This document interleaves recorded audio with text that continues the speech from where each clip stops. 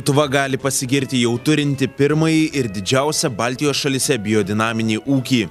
Būtent taip įvardijamas Ilzenbergo dvaro biodinaminis ūkis, kovo 27 dieną iškilmingai paskelbęs pirmąjį savo veiklos sezoną. Kviečiame visus užeiti. Biodinaminis ūkininkavimas yra aukščiausia ekologinio ūkio pakopa.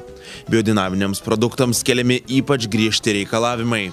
Pats ūkis veikia kaip uždara natūrali ekosistema, netoleruojanti jokios išorinės intervencijos ar priedų. Augalai tręšiami tik mėšlu, mulčiu, ūkyje pagamintais natūraliais puviniais ir silosais. Pasak Ilzenbergo dvarvietės savininko Vaido Barakausko, rinkoje labai trūksta šviežių biodinaminių produktų.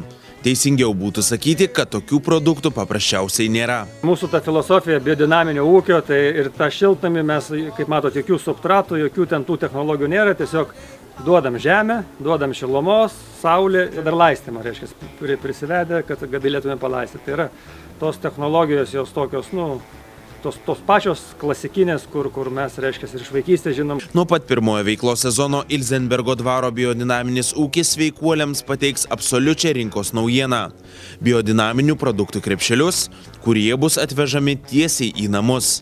Krepšelių sudėtyje visi įprastiniam stalui reikalingi produktai – duona, pienas, sviestas, mėsa, paukštiena, kiaušiniai, žuvis, daržovės. Vasaros sezono metu krepšelį papildys vaisiai, uogos, žiemą džiovinti, rauginti produktai, medus. Tie 2500 ekologinių ūkių savininkų, kurie dabar šiandieną ūkininkauja Lietuvoje, tikiuosi, kad jūs statys kaip pavyzdžių šitą ūkį ir savininkus ir įkūrėjus, kaip pasiekti aukščiausią lygmenį, kaip padaryti dar išskirtinesnį produktą. Per pirmąjį sezoną Ilzenbergo dvaro biodinaminis ūkis ketina įsigyti 500 mėsinių galvijų, 5 melžiamas karves, 15 ėriavedžių avių, 2 alpakas, 50 žąsų, 150 vištų dedeklių ir 1000 mėsinių vištų.